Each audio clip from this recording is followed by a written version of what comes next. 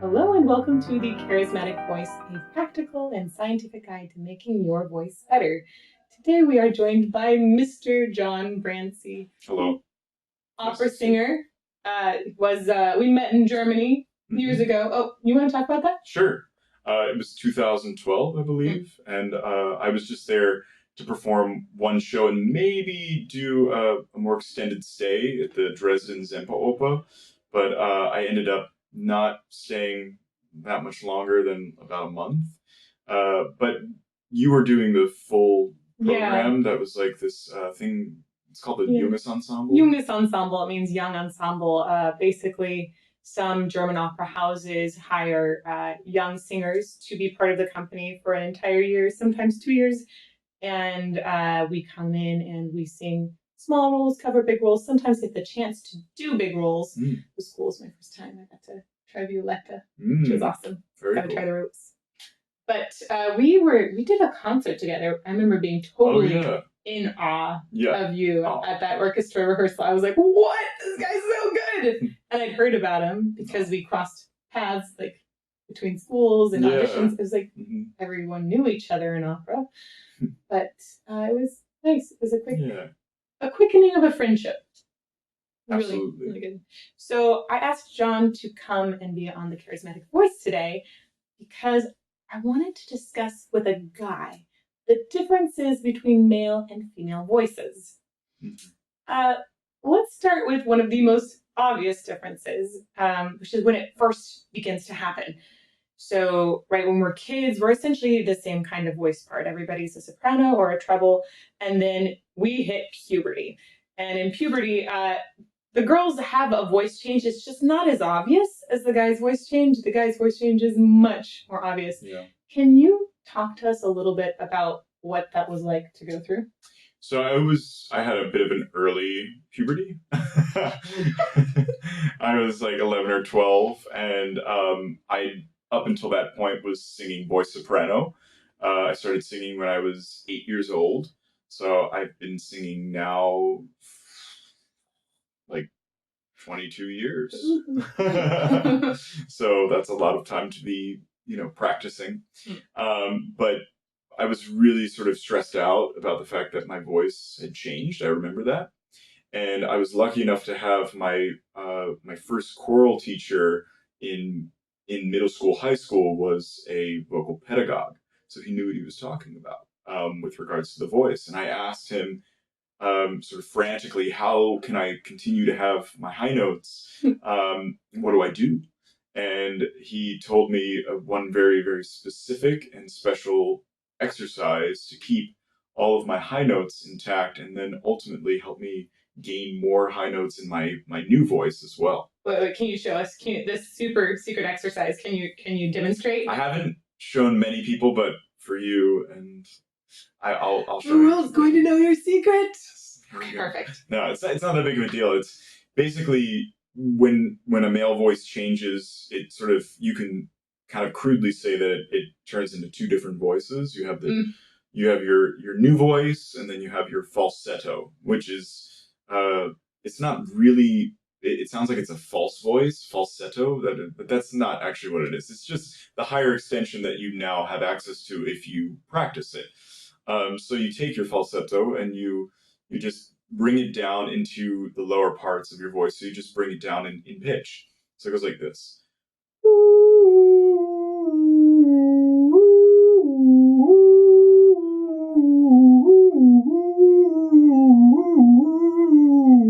All the way down, and just keep going until it goes.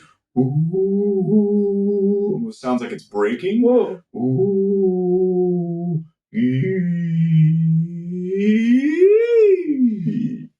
So this guy has a crazy falsetto. For those of you who don't understand, like this falsetto extension that you are hearing right now is not normal. It's ridiculously amazing.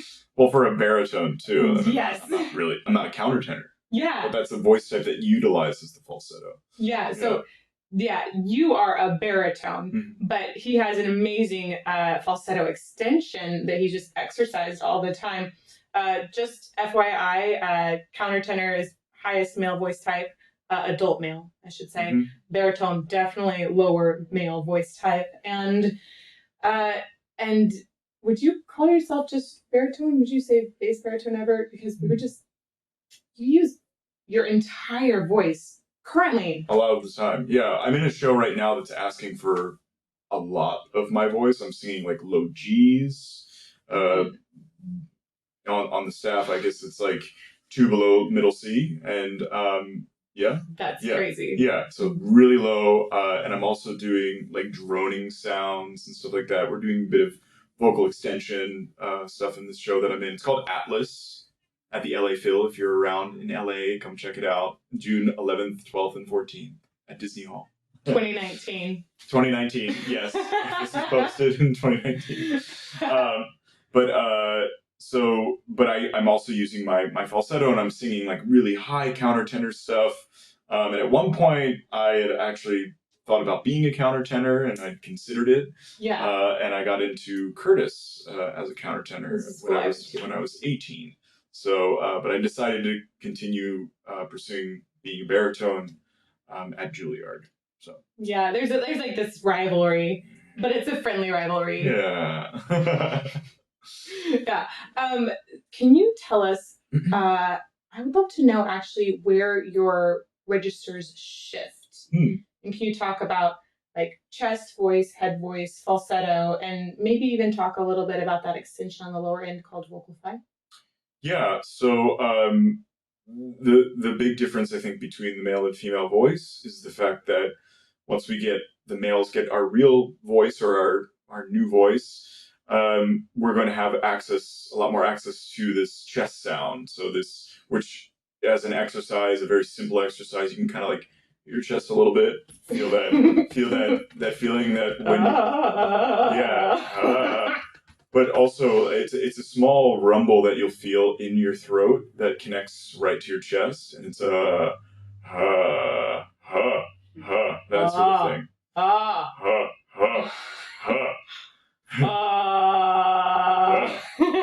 Yeah, and then with vocal fry, it actually for the lower notes when you're talking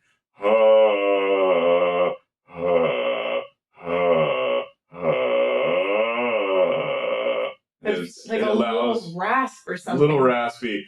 I'm not feeling particularly good in my low notes right now, but it happens. You are such a singer.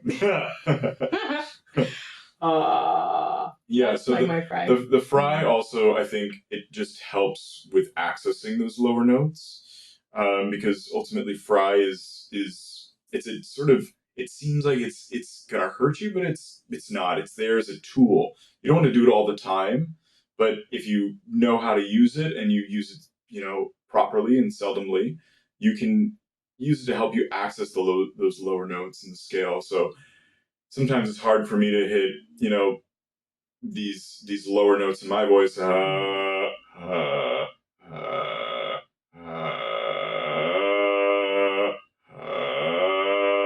So I utilize the fry to actually kind of like move into the lower notes. Yeah, that's good. Yeah. So in order from lowest to highest, we have vocal fry, chest, head, then falsetto. And I know some men do have a whistle tone, but I know a few of them. Yeah. There's a few. Yeah. Do you have whistle tone? No. That would be crazy. Yeah, it's pretty. Yeah. Your whistle tone is it's nuts. Yeah. Okay. Can you go through all of your registers and sort of show us where they're shifting? Yeah. So fry is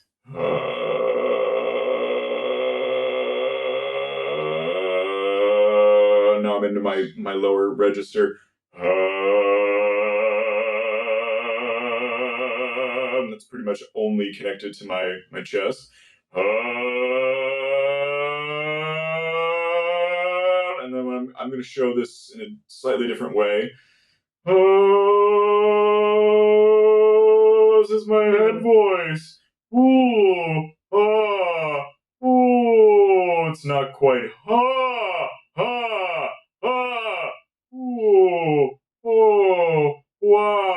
It's lighter. It's more buoyant. It's a little bit more airy in the sound, but I'm not putting more air through. And then the thing that's that you can cultivate if you have a strong falsetto, or over time if your falsetto becomes strong after practicing, is this sort of thing.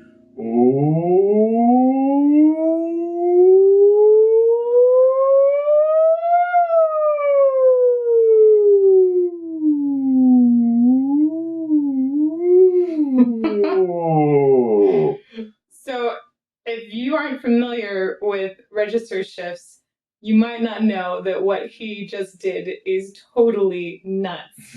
Most males cannot switch between a full voice, like a head voice, and falsetto with such ease. And I'm sure that came from your voice exercise, right? I really think it did. I mean, because it was, at first, I started working on that specifically when I was around 16, 17, because I was asked by another choir teacher at the time if I could do that. And then I had to actually practice it and then present it in a seminar that he was giving on that specific thing, that the male head voice. Yeah. So I became like subject A on the topic, and then I just kind of realized in myself how to do it. So I've always cultivated it and made sure, in a way, to not let it go away, because it's always felt like it's been something that is a measurement of my vocal health, and like also how I will be able to continue to access these higher registers and these sort of like head voice sounds that I create in a lot of the repertoire that I sing. Yeah. So if I'm to look at a couple of things we've talked about so far, I would say one of the biggest differences between male and female voices is actually where you feel the resonance. Males feel a lot of the resonance in their chest, and females have a larger portion of their voice that they'll feel resonance in their head. That doesn't mean that each gender doesn't feel resonance in those areas, but just that there's a larger portion of the male voice that's in the chest and a larger portion of the female voice that's in head. I think one of the other big differences is falsetto. I know that females can sing in falsetto, but it's not very common. Instead, when we go to the top, we usually will flip into a whistle tone up there. And that's very uncommon for guys to have. And girls don't really sing in vocal fry. We might use it when we're talking, as demonstrated by the Kardashians. Oh my God. Oh my God. And it can be extremely unhealthy for your vocal cords, by the way. So don't talk like that all the time. You can a little bit, it's totally fine, but don't like talk like this all the time. You might have issues. Seldomly, it's a tool. Yes. It's a tool. But for males, you can actually use that vocal fry carefully to reach a lower extension, which females don't really do. Yeah, it helps with those lower notes that seem inaccessible now, but over time, as you ease into them, they're going to become easier. Ease into them, they're going to become easier. So good. That was really good. Words. Are there any other big differences? I actually really love that focus on registration. And the different, and like where people feel their voice, I think is really important. Absolutely. I think that one of the things to remember for male singing is that we also have this sort of bone resonance. Bone resonance of my sound. Yeah. Bone resonance as well, that's created through, accessing these airways that are in our body, in our face, because it's the resonance that we have is a mixture of air and bone conduction. So the thing that we need to try and remember is we're going to be adding and subtracting air in different registers in our voice. And the higher we go, we're going to be sometimes adding more air or subtracting depending on what the voice needs to do.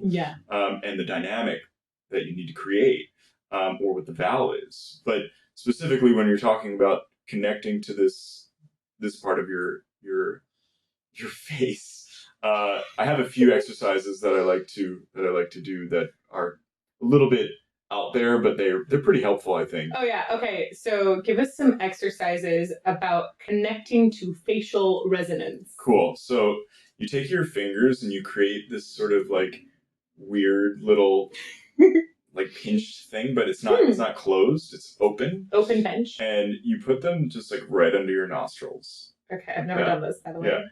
And you'll feel yeah, exactly.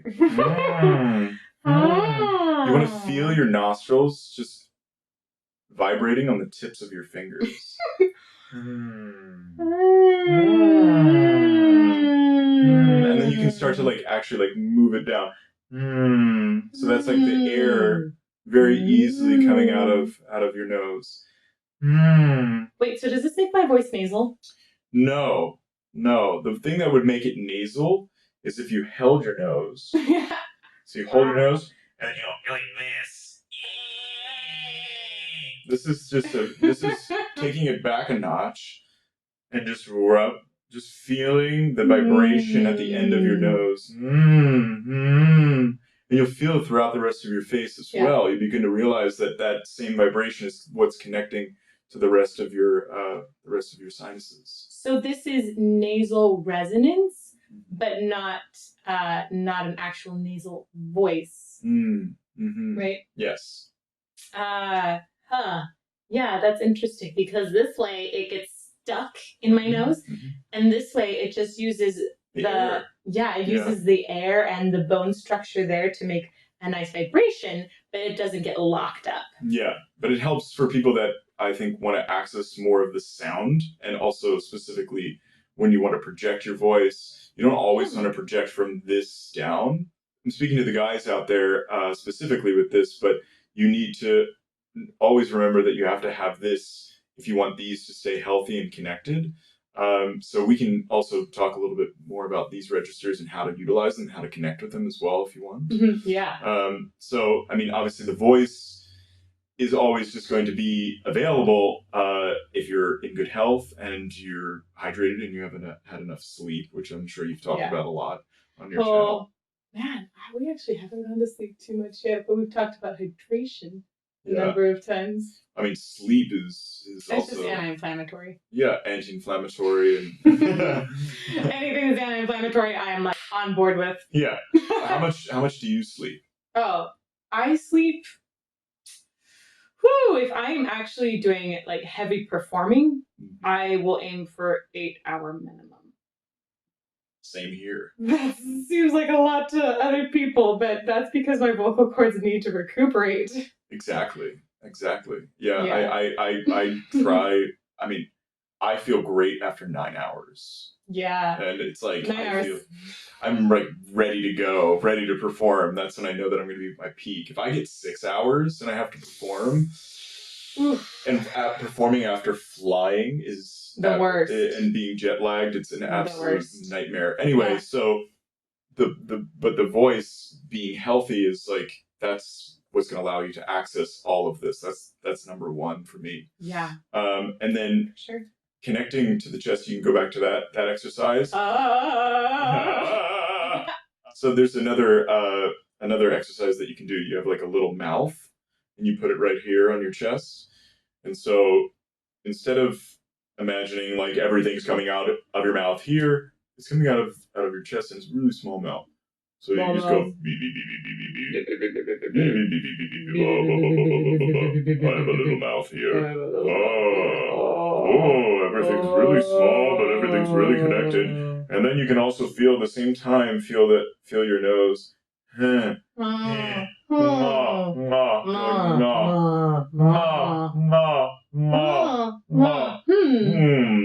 back in that feeling. So you go between those two areas, and you'll begin to like feel this connection starting to occur. That's funny. I can definitely feel the nasal in my head voice, and when I go into my chest voice, I can get some of that, but I don't feel my chest voice right here. Let's talk for a little bit about credibility and how in our society there's this trend to just believe a deeper voice more. Have you found that being a male with a deep voice makes you seem more trustworthy? Are you even aware of that? I don't know about trustworthy. I actually feel at times I come off more threatening than I mean to be, because I speak with this sort of like low tone, especially to other men. That's which is very strange to me because I don't have threatening words, and I don't have that. I don't have any ill will towards anybody else. And it's just a sort of weird experiential thing. By having this low voice, I automatically am placed in this sort of like, are you a threat to me kind of scenario. So being quiet and subduing my voice a lot of times in public scenarios is actually a better plan for having a low voice. Got it. Yeah, but at sometimes it's actually the opposite, where it's just sort of like, oh, like what do you do? They kind of figure it out pretty quickly that I use my voice. Could you be on a movie trailer for me? Yeah. That kind of thing. I mean, I'd be into that sort of thing for sure, doing voiceover work. I've thought about it. I've actually done a little bit. Yeah. Yeah. We talked a little bit about that at one point. I think it's really noticeable that females are trying to deepen their voices in our society right now, partly because that's regarded as like more commanding. So in that case, I could see that being maybe even more aggressive in some ways. But they're looking to have more dominant roles in a lot of different career paths.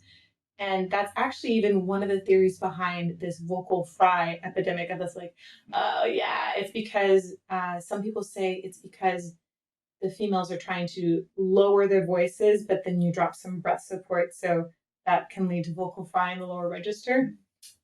But I think that it's really interesting that a girl can have vocal fry and immediately is regarded as maybe not as reliable, whereas guys in their vocal fry, they actually sound more imposing, perhaps. Yeah, more imposing, or like in the case of The Rock and Tony Robbins, they actually have specifically affected their voices to the point where they sound like almost like heroic. It's like this sort of heroic, gritty sound that they've created. Pump you up. Yeah, it's like this sound that goes really, really deep and is rather difficult to produce all the time. But maybe that's part of the interest. So, what's it like being a man in opera? It's pretty cool. There's a lot of expectation that you're going to be able to sing the sort of the classic roles, the classic repertoire that exists out there, and that your voice is going to be ready for it, or that you're going to pursue it 100%, and that's going to be the only thing that you're going to focus on. When in fact, there's a lot more to life than just specifically focusing on the roles that one can do as an opera singer, and you have to kind of take everything into consideration when you're having a career. So one of the ways that I've approached my career that I think is good in some ways and not so good in other ways, you have to balance. Everything has a balance. Is that I decided that I would not take the path of the young artist program, where you specifically go to opera companies and they kind of show you the way, and it works for some people. I mean, you've done it a few times, and it's really, really great. Yeah. It really is. It'd be super helpful to be apprenticed by some great, amazing artists. But on the other hand, that doesn't always let you be the amazing artist. True. Or take in a lot of the other types of singing and this huge amount of work that exists outside of the opera company as well. So I do a lot of concert work, and I sing now a good amount of Bach and sort of the sacred music of these famous composers. Don't you have an album?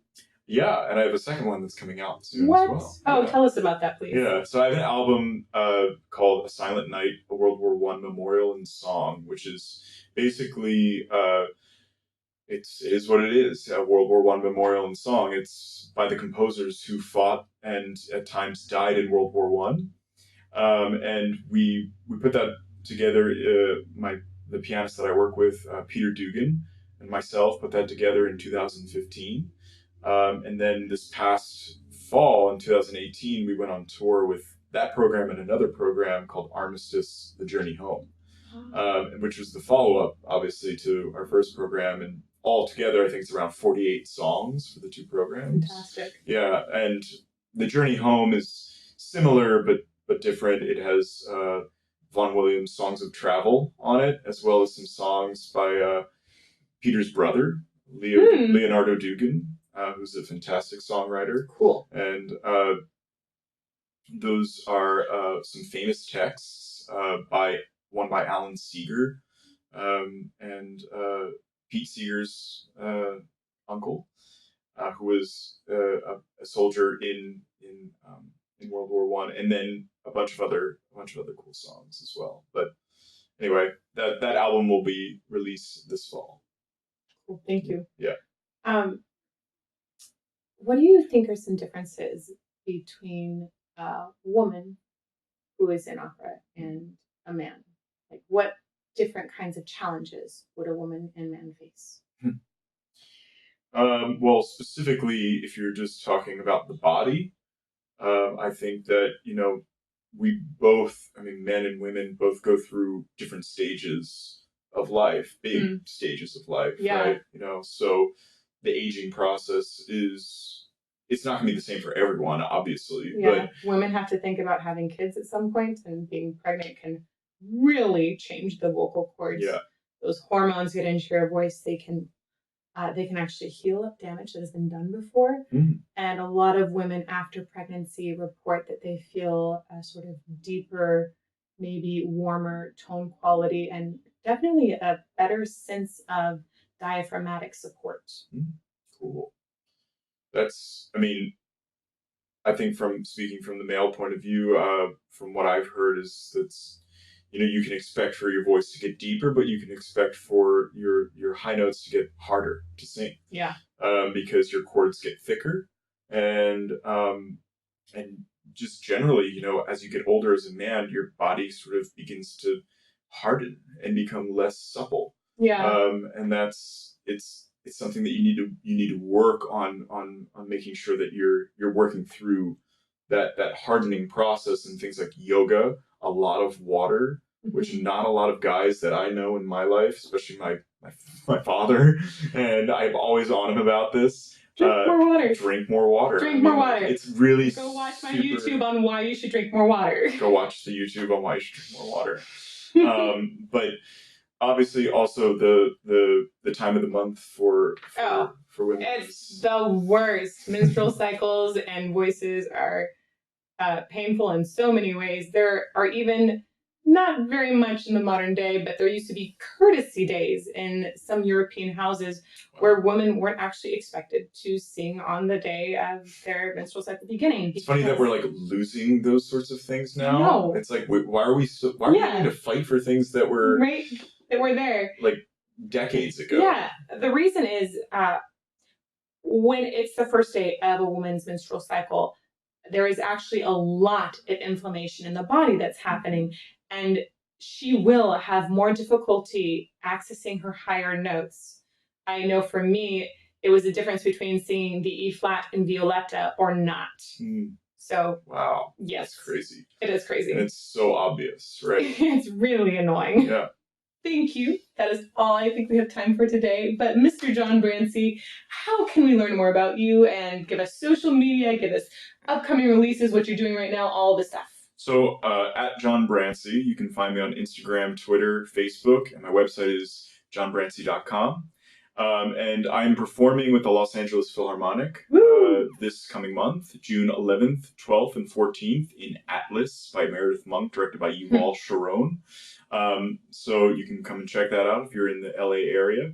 And then I will be traveling most of the coming months in Europe, but I will be also putting out an album this fall called The Journey Home. Yeah, and if you haven't heard his first album, go check it out. This guy, he's so amazing. You will be seeing more of him as soon as it's time to bring a male voice teacher onto the Charismatic Voice. This is my first choice. Hopefully we'll have him in for an interview again at some point as well. But if you want to learn more about that, make sure you hit subscribe, like this video, and check us out on Instagram too at The Charismatic Voice or Twitter at Charismatic Vox. Ciao! Ciao.